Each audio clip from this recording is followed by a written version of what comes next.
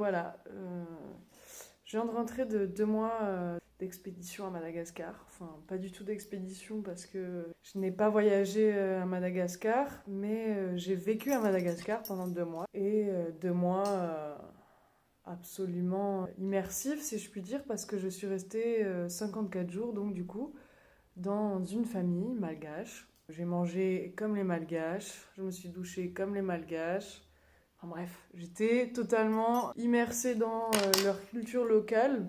Donc du coup, enfin c'est pas du coup, c'est pas une conséquence ou quoi que ce soit, c'est juste que j'ai pas voyagé durant mon voyage à Madagascar. J'ai maintenant atterri, ça fait 5 jours.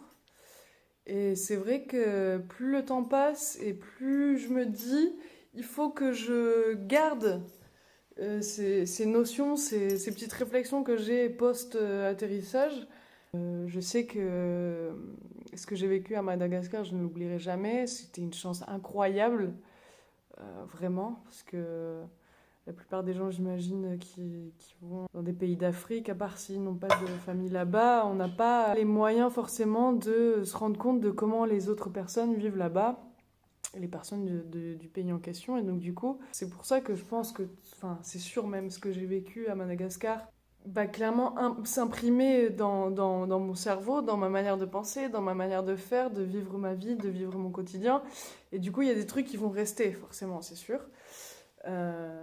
Mais c'est vraiment important pour moi de me prendre en vidéo et de dire ce que j'ai envie de dire parce que j'ai pas envie de les oublier et parce que j'ai envie de partager une certaine réflexion qui justement se porte sur le partage. Donc, commençons par le commencement. Je vais raconter tout simplement la situation que j'ai vécue à Madagascar qui m'a fait réveiller toute cette réflexion sur le partage et sur la différence que l'on a entre nos deux sociétés. Et nous faisons partie d'une société européenne, donc du coup une société, j'allais dire, patriarcale, capitaliste. On va pas commencer dans les sujets mais voilà, dans une société capitaliste, individualiste, et pour la plupart d'entre nous, malheureusement, je pense que la question du partage n'est plus quelque chose qui est inné. Et c'est ce sur quoi je voudrais parler aujourd'hui, en fait, sur le partage des ressources. Enfin, on va scinder très spécifiquement dans le partage des biens matériels et notamment de la nourriture, puisque c'est l'exemple avec lequel je vais illustrer tout simplement mon histoire. Et c'est un exemple vrai, en fait. Ça s'est passé comme ça. Donc, un jour lambda, à table à Madagascar, on mange avec toute la famille. Ce n'est ni ma maison, ni ma famille, ni moi qui ai payé la bouffe. Je mange. Je mange avec eux, assis sur la table de la cuisine. La cuisine est ouverte et donne sur la rue, un jardin ouvert, on va dire, où il y a du passage et où les voisins passent pour rentrer et sortir de chez eux, tout simplement. Donc, la porte de la cuisine est ouverte et typiquement, on voit tout ce qui se passe dans cet espace-là. Et on voit donc les voisins aller, venir, tout ça. Donc, on est à table, on mange tous, normal. Ça discute. Et un individu rentre dans la maison, déjà, tout simplement, tranquillos. Il rentre dans la maison, donc dans la cuisine. C'est pas la première fois que je vois cette personne, mais c'est pas quelqu'un de la famille. Donc du coup, je me dis déjà, c'est étrange. Alors je me dis pas que c'est étrange parce qu'elle rentre dans la maison, puisque j'avais eu déjà l'aperçu auparavant que les personnes, c'est des voisins et qu'ils se connaissent depuis longtemps. Le voisin rentre chez toi comme si de rien n'était. Enfin, c'est normal, quoi. Alors que chez nous, on resterait à l'entrée, on dirait oui, bonjour, voilà, je viens chercher le truc, est-ce qu'il est là? Bon, est-ce que la personne t'invite à rentrer, et là tu rentres dans la maison. Bon, là c'est du coup des étapes en arrière et on ne te dit pas forcément que tu as le droit de rentrer dans la maison pour que tu rentres dans la maison. Donc bref, revenons à nos moutons. Cette personne est rentrée dans la cuisine et on était en train de manger. Donc, qu'est-ce qu'elle fait? Elle prend une assiette, je la regarde. Elle prend l'assiette, le couteau, la fourchette, tout, puis suite logique des choses, elle se sert. Et elle va s'asseoir pour manger dans la chambre, salon qui est à côté. Mais ouverte toujours, hein, pareil, hein, les pièces sont très ouvertes là-bas. Elle commence à manger. Alors moi, curieuse déjà de ce qui ne me regarde pas, je me pose des questions, je me dis mais c'est bizarre, c'est la première fois que je vois... Enfin non, c'est pas la première fois que je vois cette personne, mais enfin, c'est la première fois que je vois cette personne s'installer comme ça à ses aises et se servir de la nourriture. Et le plus étrange dans tout ça, et ce qui m'a réveillé, en fait, qui m'a réveillé ma réflexion, c'est tout simplement, cette personne se sert, n'est pas chez elle, mais en plus de ça, les personnes chez qui on est ne disent rien. Enfin, limite, ne lui donnent pas d'importance. Elle se sert, elle prend l'assiette, enfin, elle sait où c'est. C'était comme si c'était chez elle, en fait.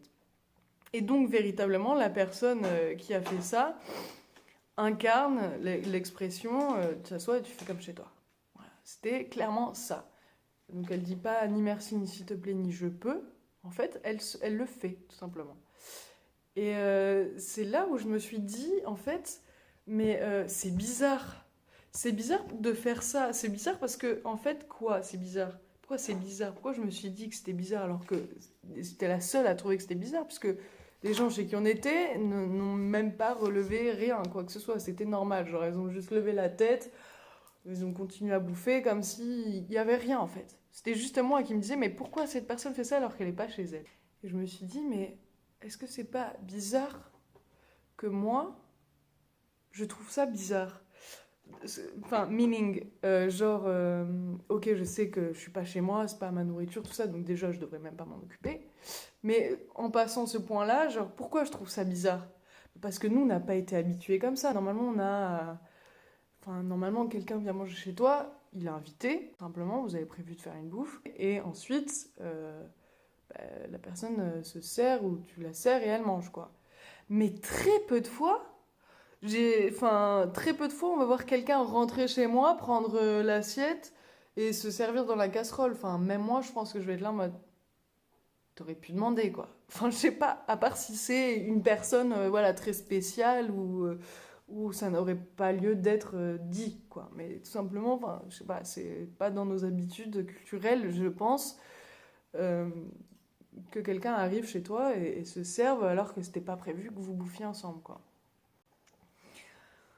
Et donc après, bon, j'ai demandé, est-ce que c'est normal, enfin, après on m'a dit oui, enfin, voilà, normal, quoi. Et donc du coup, suite à ça, parce que quand même, ça m'a vraiment perturbée, c'est difficile de décrire une situation, là, peut-être que quand vous allez entendre ça, vous allez dire, bon, random, quoi.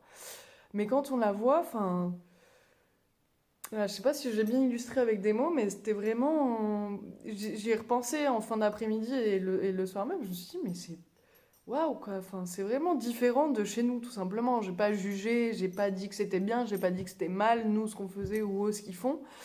Mais juste, ça m'a perturbée parce que c'est pas quelque chose que je vois souvent, en fait.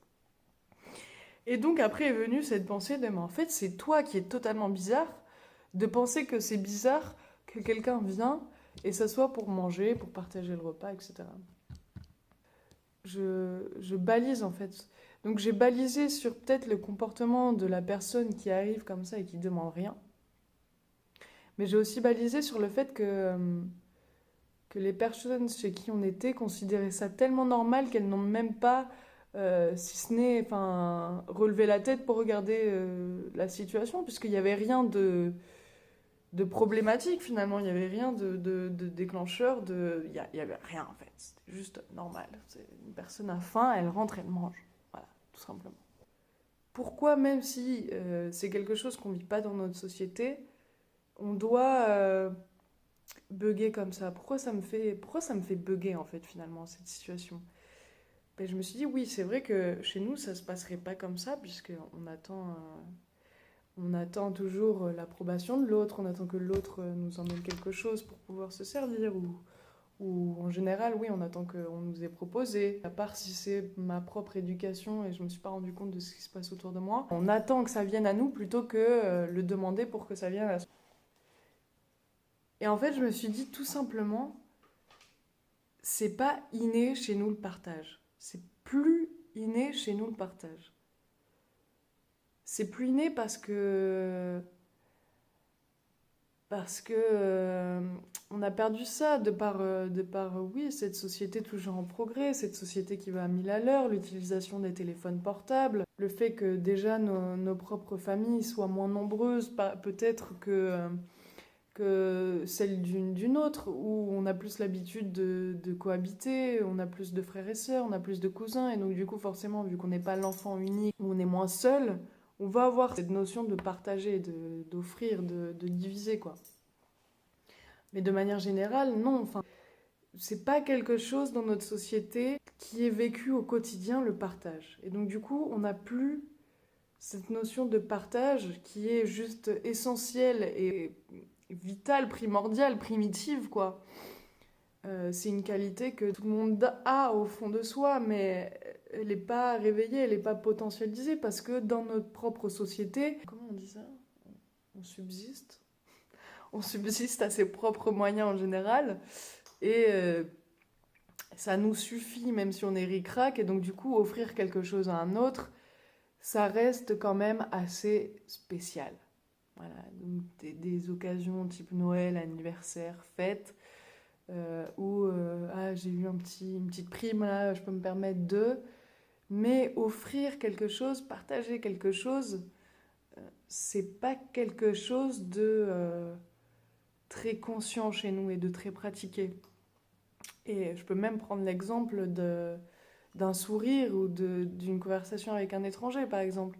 Dans la rue, quand je passe, moi j'ai essayé de pratiquer, de sourire aux passants avec qui je croise le regard, forcément, parce que je vais pas sourire dans le vide. Mais au début, c'était dur. Et au début, les gens répondaient pas forcément. Mais après, ça se communique, quoi. Le sourire dans la rue, ça se communique. En général, si quelqu'un voit que je souris, il va me sourire en retour. Et c'est bidon, mais c'est mieux que si tu passais la tête sur ton écran ou enfin, juste c'est un vide, quoi. C'est un vide entre le contact humain, c'est nul, quoi. Juste un petit sourire, c'est rien, tu vois. Ça va peut-être t'égayer ta journée ou ça va peut-être rien te faire, mais en tout cas, je trouve que c'est plus gagner que perdre quelque chose. Et donc, du coup, même offrir une conversation à quelqu'un, surtout si tu le connais pas, c'est encore plus compliqué. Genre, on va se dire, mais pourquoi on parle à un étranger? Enfin, on n'a rien à lui dire de toute façon, mais ça peut être des futilités, mais parfois, voilà, c'est ce truc de partage.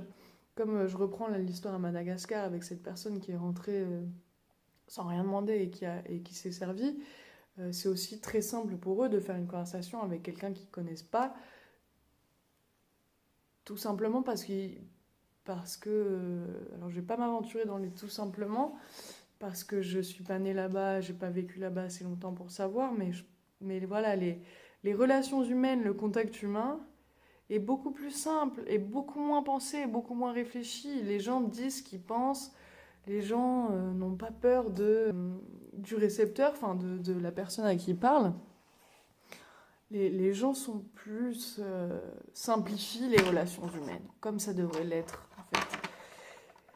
Et donc cet exemple du sourire, comme cet exemple de la conversation, on peut très bien faire le lien avec cet exemple de la nourriture, qui est que ce soit ton voisin, ta cousine, ta meilleure pote, ou juste quelqu'un qui est dans le besoin, et par X ou Y moyen, vous avez été en contact et il a besoin de bouffer.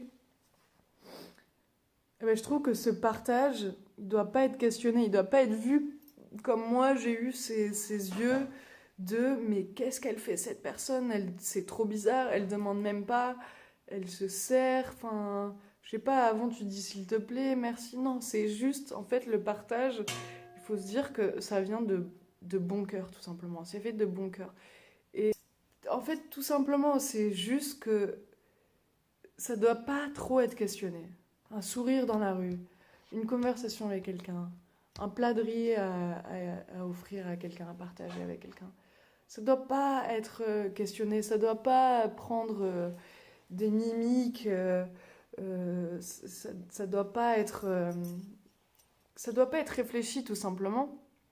Et je vais rebondir avec une histoire que j'ai vécue là il y a quelques jours en rentrant en France avec mes potes de tous les jours pour montrer à quel point le partage n'est pas inné et que c'est bête de tourner autour du pot pour juste du partage.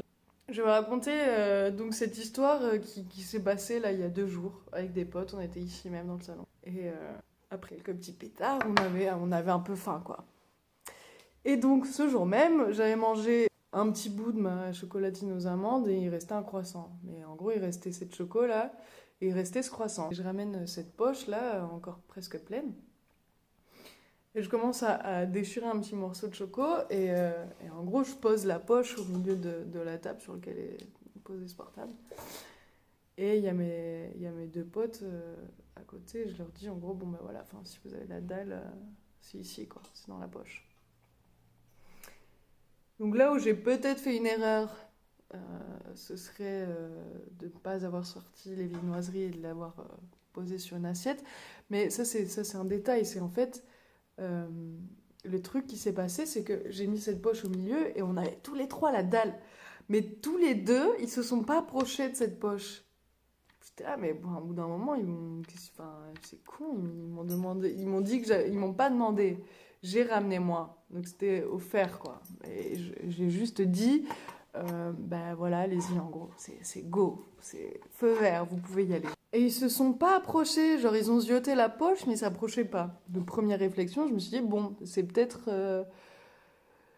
c'est drôle parce que... qu'est-ce qu'ils attendent, en fait? Ils voudraient que je leur présente la poche et que vu qu'elle est sous leurs yeux, devant leur nez, ils peuvent mettre la main dedans et se servir. Genre, est-ce qu'ils considèrent qu'il y a besoin d'un tour pour prendre la nourriture? Bon, voilà, donc j'ai un petit peu dit, bon bah voilà, j'ai redit quoi, allez-y, vous pouvez manger, c'est idiot, je sais pas ce que vous attendez, c'est ici quoi. Et donc, pote 1 se lance et il prend la poche. Là, je vois dans ses yeux un espèce de conflit interne, je pense, qui a dû mettre longtemps à résoudre, ou alors il était mal à l'aise. Je vous explique. Dans cette poche, comme j'ai dit, il y avait bien une choco, un croissant. Et là, il me regarde et il me dit, tu vas en reprendre? Parce que j'avais pris ce petit bout là, avant de poser l'assiette. Alors moi déjà, je suis pas trop le genre de meuf certaine, quoi. Donc je lui dis, ouais, écoute, je sais pas, non, partagez-le entre vous, quoi, je m'en fous. Et là, deuxième conflit interne pour ce pote, quoi. Mais genre vraiment, je pense que les deux, au final, ils avaient ce conflit interne, mais bref. Donc du coup, ce pote-là, bon, et en gros, dans sa tête, le fait que je lui ai dit non, c'est bon, que partagez-le vous entre vous deux, déjà, ça lui a enlevé un poids, je pense. Mais deuxième conflit apparaît, et c'est du coup, merde, on est deux, et il y a deux viennoiseries. Laquelle va à qui? Pour qui et quoi, en gros? Qui veut quoi et à qui va appartenir cette chocolatine? À qui va appartenir le croissant? Conflit interne. Et du coup, c'était vraiment une situation lente, quoi. C'est une scène qui se déroule assez lentement, avec des regards, avec des gênes, avec des essais de phrases, mais on se sent pas trop à l'aise de le dire, on est un peu gêné, puis eux, tu vois, ils sont là, bon déjà c'est pas notre bouffe, donc c'est bizarre, mais en plus de ça, on doit le faire un partage, donc c'est encore plus bizarre. Est-ce qu'il sera équitable? Est-ce qu'il sera pas équitable? À qui revient quoi? Et qui a le droit de prendre quoi? Je sais pas, c'était comme ça que je l'ai perçu, parce que j'en ai pas parlé avec eux, mais vu de l'extérieur, c'est comme ça que je l'ai vu, quoi.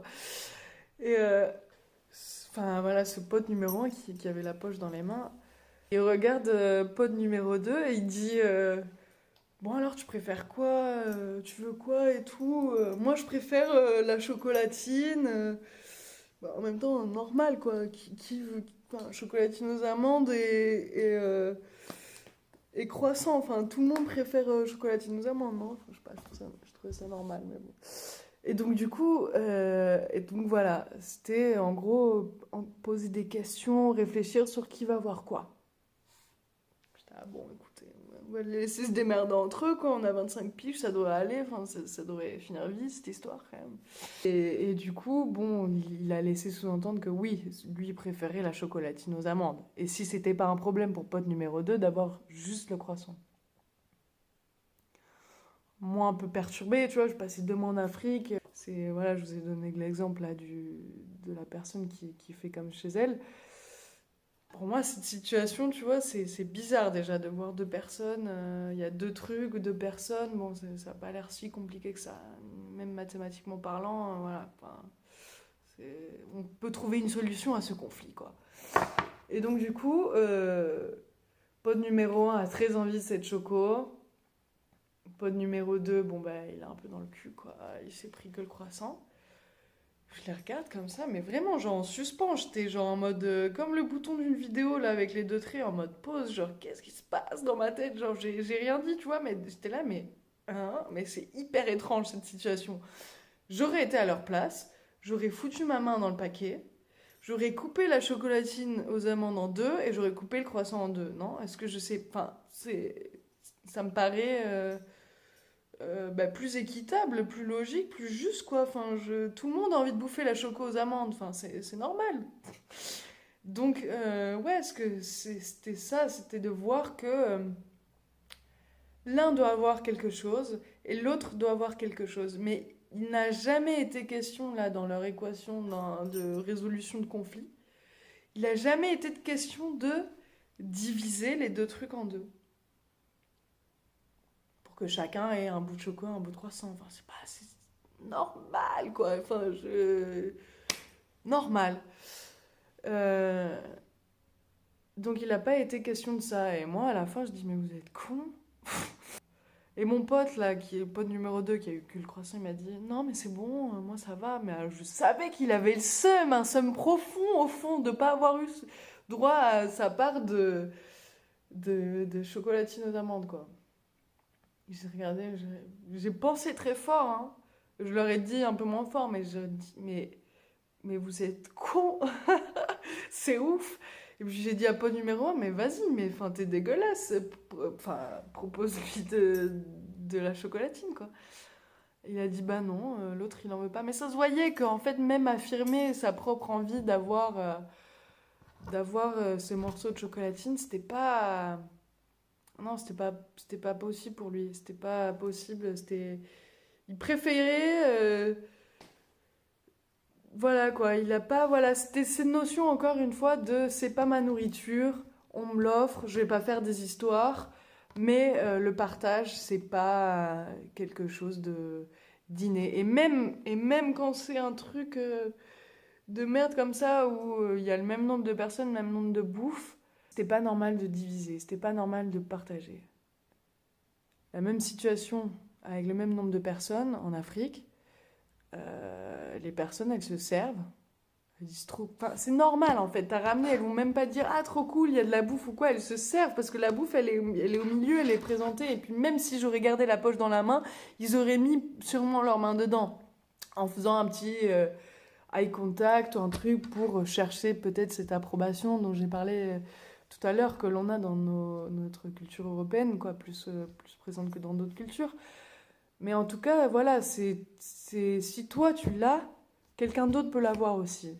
Et ici, c'est pas quelque chose d'inné, non, c'est pas quelque chose que l'on a d'inné. Et j'ai trouvé cette situation mais tellement ridicule que j'en étais gênée, tu vois, de vivre cette situation comme ça avec mes potes. J'étais, mais enfin, mes potes, bref. C'était vraiment genre, j'ai eu dans la gueule voilà, toutes ces petits mimiques, ces petits trucs qu'on a en Europe, en France, de la politesse, de est-ce que je peux, j'attends d'être invitée parce que c'est plus correct que. Non, en Afrique, ils auraient pris le truc, ils auraient pioché, mais ils auraient divisé.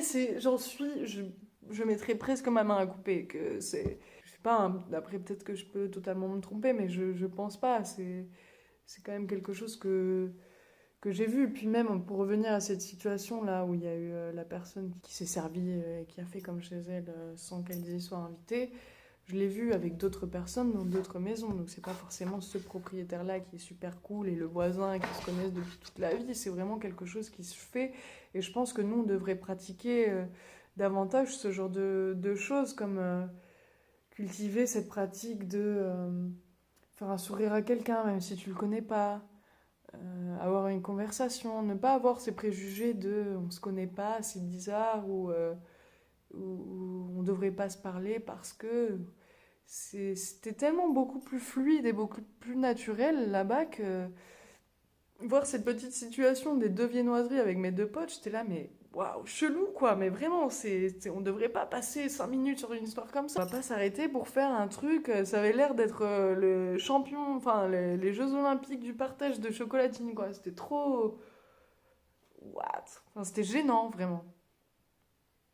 Bon, après, on en a fini à la rigolade, tu vois, et je me suis dit, bon ben voilà, ça c'est un des aspects que qui va sûrement me sauter aux yeux parce que je reviens de ce voyage et que j'ai eu la chance de voir comment ça se déroule ailleurs et j'espère que ça va me nourrir mon quotidien et c'est pour ça que j'ai voulu graver une vidéo aussi, c'est pour pas oublier ce genre de petits trucs que je garde ça dans ma vie de tous les jours, dans mon quotidien. Ouais, j'aimerais garder ce truc de partager, de rigoler, de parler, d'offrir un café, sans que ce soit vu en mode c'est bizarre ou tu devrais pas. Si j'ai les moyens, je vais le faire. Je vais le faire parce que j'ai les moyens, ça me coûte rien. Enfin, voilà, si c'est quelque chose de matériel, ça va me coûter de l'argent, probablement, mais je veux dire, ça me coûte rien. Humainement, ça me coûte rien, en fait, de partager. Et puis, c'est surtout cette réflexion, au final, probablement, alors, je vais pas tomber dans les trucs de loi d'attraction ou tous ces trucs New Age, ésotériques ou quoi que ce soit, enfin, mais même d'un point de vue du karma ou mais je pense que de manière générale, l'énergie que tu donnes dans une situation te sera renvoyée. Et donc forcément, enfin, si tu fais quelque chose de bien, peut-être que ce ne sera pas ton tour ou tu n'auras pas le retour, le rendu dans la journée même où tu as réalisé une bonne action, mais juste au moment où tu en auras besoin, ça te reviendra à toi naturellement. Et alors, je dis pas que c'est pour ça qu'ils font ça en Afrique, mais je pense que si c'est les personnes qui connaissent le plus le besoin, qui font naturellement ce genre de choses, le partage. C'est ça en fait, c'est rendre le partage un peu plus inné dans nos sociétés qui, malgré le fait que ça peut être perçu bizarrement, ou ça peut être critiqué, ou ça peut être tout simplement difficile à mettre en place parce qu'au début on n'est pas à l'aise avec ce genre de valeurs. Cultivons cet aspect-là de partager, de rendre le partage normal et fluide. Donc voilà, c'était juste... j'avais envie de dire ça, en fait, tout simplement. J'avais envie de parler. En tout cas, je trouvais ça assez sympa. Et juste le message final, ce serait tout simplement arrêtons de faire des chichis pour du partage. Oui, c'est cool. Et non, tu te feras pas passer pour mal poli si tu acceptes de recevoir quelque chose que l'on te donne de bon cœur. Voilà, une personne qui a décidé de t'offrir quelque chose, elle a pris une décision. Donc, si elle regrette son acte, c'est de sa responsabilité de changer ses actions. Mais je veux dire, voilà, arrêtons d'avoir ces petites mimiques, des trucs de politesse, de ah, j'ose pas, de trucs. Non, parce qu'en fait, enfin, voilà, c'est tout simplement quelque chose qui est censé venir du cœur. Et donc, du coup, enfin, c'est con de faire des manières pour des choses qui viennent du cœur et qui est aussi naturel que le partage. Voilà mon petit apport du jour. J'espère que ce sera utile à certaines personnes. J'espère que le message pourra résonner. Voilà, et puis sinon, je suis contente de vous avoir fait perdre du temps.